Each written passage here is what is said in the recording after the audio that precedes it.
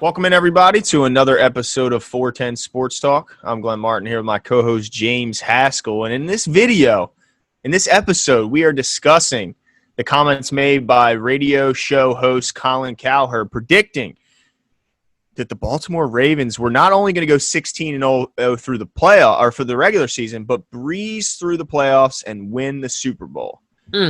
I have a couple quotes here for you, Jimbo, and I love this one. He said, "The Ravens are the two scariest things in football, stacked and pissed." And I loved hearing that. Yes.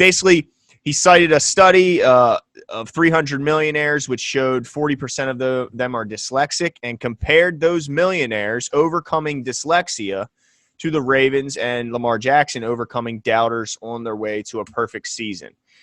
So, Jimmy, those are some big words. He said he's never made this claim before in his career, which if we've all been following Colin Cowherd, we know he's been around for a long, long time. He's never made this claim.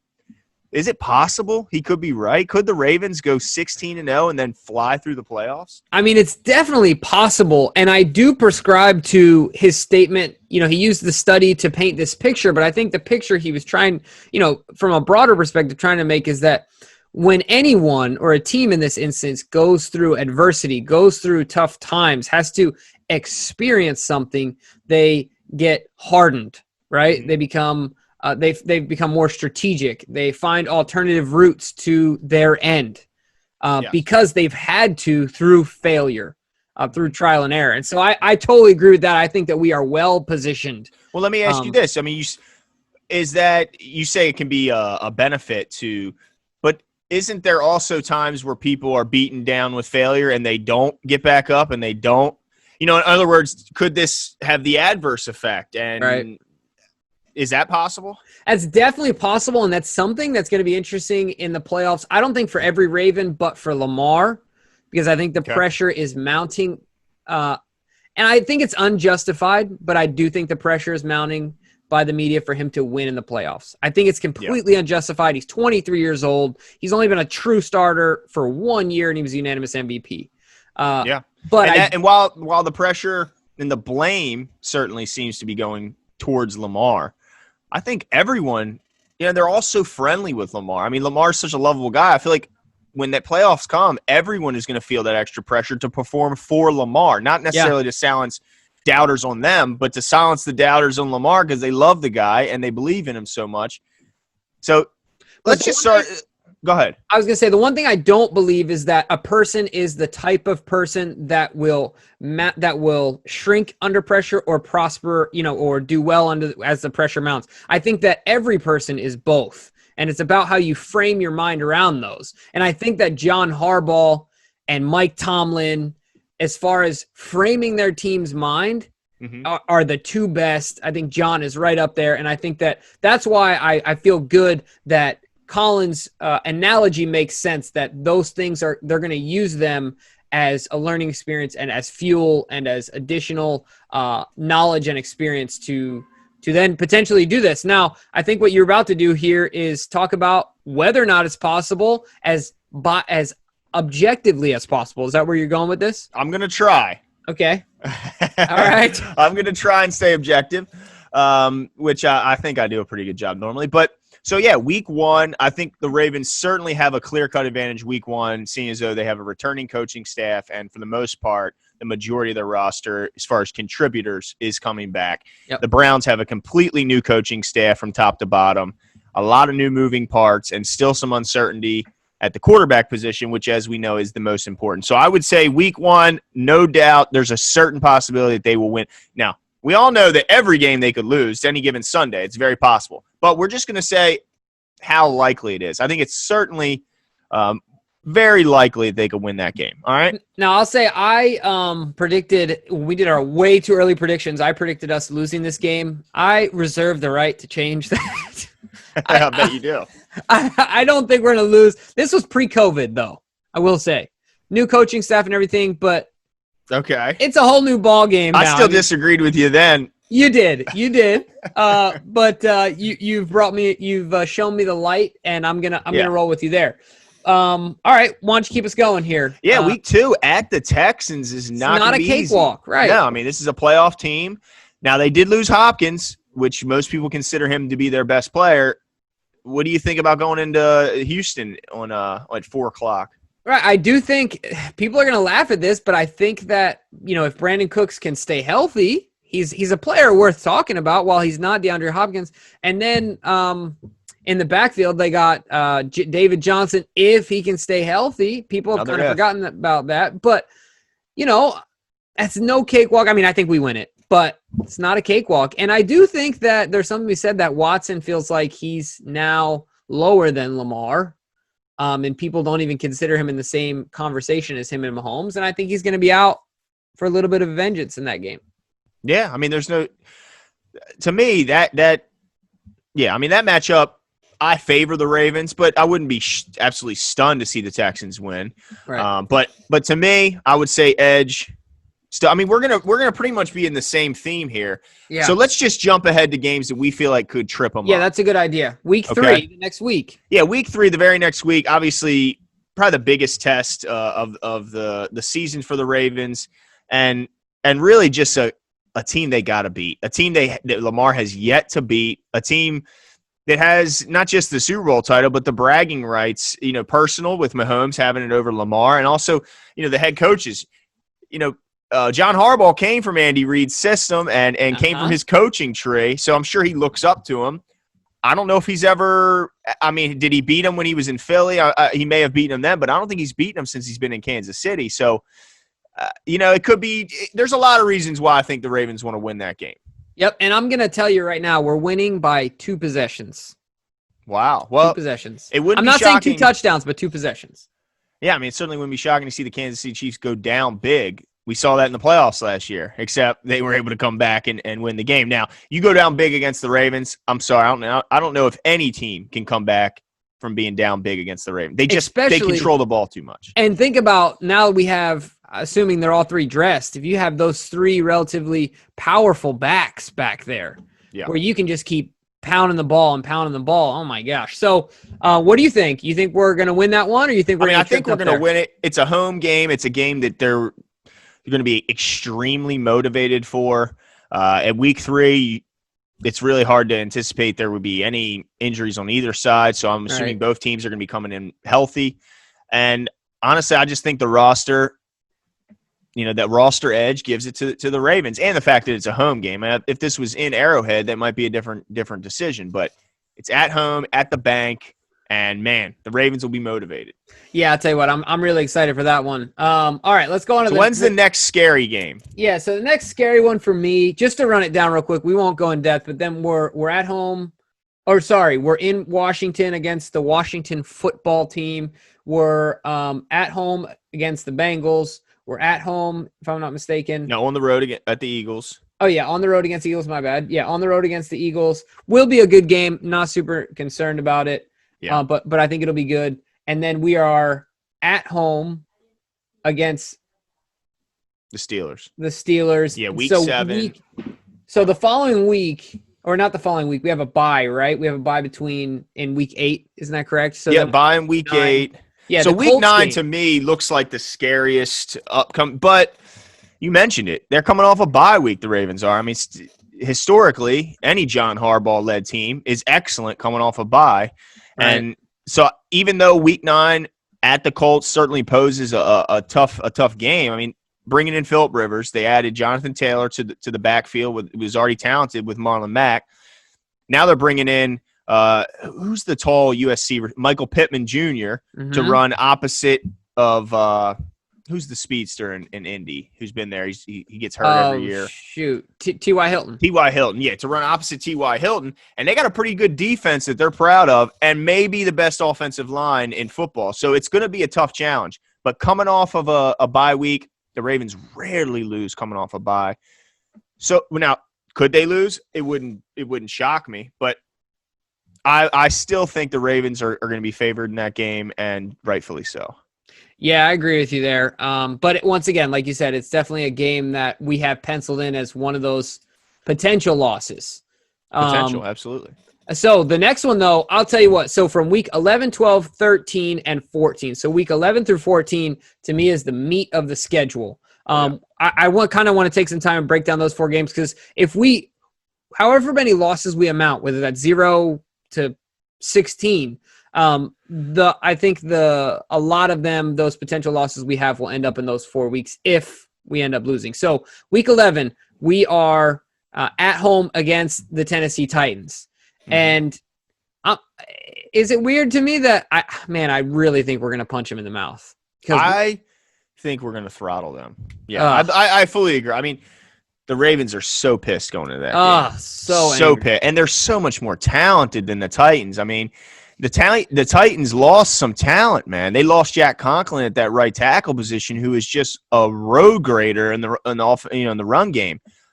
I think that they're going to get throttled in that game. But it's still a game where, some bad blood there. You never know what could happen. Yeah, it's absolutely true. Now, the next game is going to be fun on Thanksgiving. Hopefully, at least some sort of semblance of Thanksgiving, small gathering of family, but yes. Still some good food, sitting on the couch watching the Ravens. They are playing against the Pittsburgh Steelers in Pittsburgh. This is the second one, of the 2-game series. This is the second time we'll be playing them. Also going to be a really tough one, but I'm still saying we come out with the dub. Well, I mean, at week 12, I hate to say this because you can't plan on people getting hurt. And you don't want to root for anybody. Ben's going to be hurt already. I think that with his age and coming off the injury and his play style and the offensive line in front of him not being, the offensive line from 5 years ago that we're used to seeing, I'm a little skeptical whether Big Ben will be there at this point. Now, if he is there, certainly going to be a tough game. At Pittsburgh, it's going to be – it's so weird because we're not going to know how much road games will be affected because there's no crowd. Right. It's almost like, will home field really matter? Or will home field almost – because I've heard some people argue that road teams in some ways have slight advantages in certain areas being on the road in that they are not distracted by their family. Their kids aren't waking them up all night. They're in a hotel room where it's all about football. They get a full 8 out. There's just less distractions on the road. So maybe we see a weird trend this year where the road teams end up, winning a lot of games, and being contrary to popular belief. But that's interesting. If I can just add a quick comment to that there, I actually think that based on the added stressors of having to travel, I think it's going to be more, tiresome because of all the precautions. I just mean all the added precautions when you go in the hotel room. If you're planning on eating, if you're doing anything, you're always emotional. You're thinking about nothing is normal. All these things play a role in the energy that you can exert the following day. If you're exerting all this mental and emotional energy to make sure you're safe, think about your family and make sure they're safe and not contracting for every single step, you're out of your norm, out of your bubble. I really think it will have an impact there. All right. Fair enough. So then, Cowboys at home. Now, the Cowboys certainly have a lot of names with Amari Cooper, Dak, Zeke. They got some guys that are coming in highly talented, highly productive, but just, they just didn't seem to be able to get it done when it mattered most, down the stretch. But certainly wouldn't be floored by them coming in and beating the Ravens. Now, this is a tough travel for them. This is they got to come from Dallas. So certainly the Ravens will be favored. Being at home, I would be expecting the Ravens to be favored by at least a touchdown in that game. So I'm going to say the Ravens will win that game by at least one score. All right, fair enough. I like that as well. Notice also the days, week 11, of course, it's Sunday at 1, but then you got Thanksgiving Thursday at 8:20. Then you got another Thursday at 8:20 again. And then Monday night, which is the last of this 4-week gauntlet, which I think we consider the hardest 4 weeks of the schedule. You got Cleveland in Cleveland. So, once again, second time we're seeing them. This could be for the AFC North. Could be. Could be for their playoff hopes. Right, could be for their playoff hopes and all those things. But I still think we pull it out. I think we're going to be in prime form, and we're going to be rolling, going on all cylinders. So, but what's tough about that game is, like you mentioned, that they're playing on Thursday against the Cowboys. So that gives them 10 days to prepare. It's almost like a bye. For the Browns. So, it's just a That's a tough spot for the Browns to be in there. And then 15, 16, 17, if they need, if they're, 14-0 at this point, or, 13-0 at this point, man, the Jaguars, Giants, Bengals to close the season, man, it certainly would be doable. Yeah. Now let's get as realistic as a diehard Ravens fan can get, Glenn. Yeah. Where do you see the losses coming if you see them coming? Like, I know that we kind of broke those down, but give us your definitive W or losses. Man. Well, I'm going to go at Steelers because we're going to assume that Big Ben is healthy. Okay.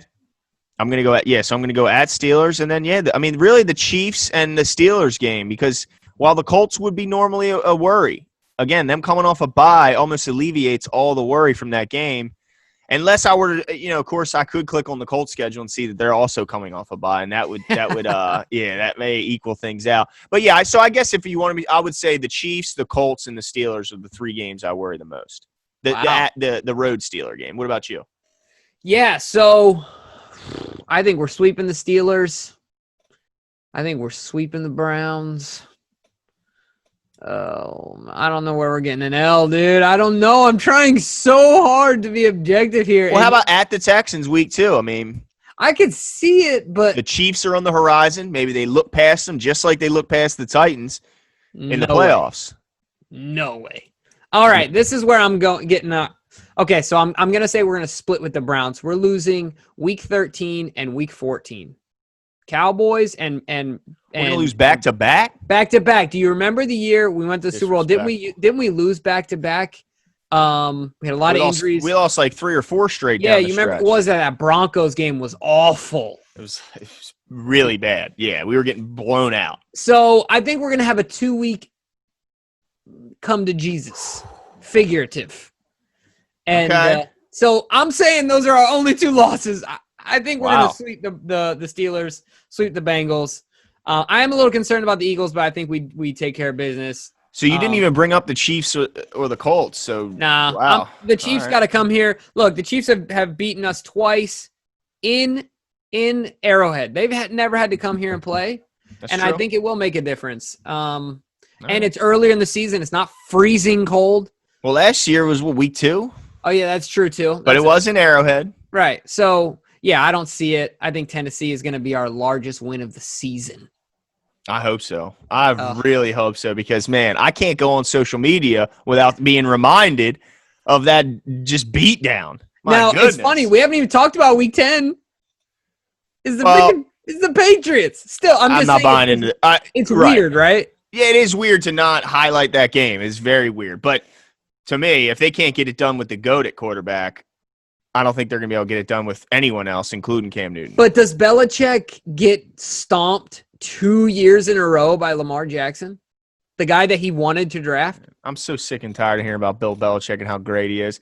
You know my feelings on Bill Belichick. That's true. Brady's the GOAT. Belichick, above average. Has done nothing without Brady as his quarterback. Count it, 0 accomplishments without Brady. I feel our comment section lighting up right now. I can't wait. I'm just saying, if you're sticking around this far, Brady was the reason for that dynasty, and Belichick was along for the ride. All right, so to sum it up then, you're saying the Ravens are hanging 1 L. I'm saying 1 L.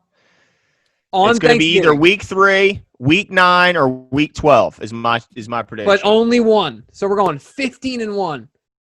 Yes. Woo! I'm saying all right, so there's no weaknesses. That's true. I'm going to say we're going 13-3 because I think we're going to lose the last game to the Bengals on purpose. Man, if John is faced with 15-0 and already locked up everything, you think he sits his players week 6? Yep. Oh, man. Yep. Okay. Yeah, I do. Let us know what your guys' thoughts are. Look, Cowherd said it. Glenn and I can see it. I try not to be too optimistic, but I can see it. Yeah, absolutely. And so let us know what your guys' thoughts are. Are we being objective here? Probably not. Are we being homers? Yeah, let us know. Make sure to subscribe, leave your comments, and leave a like, and we will talk to you guys soon. See ya.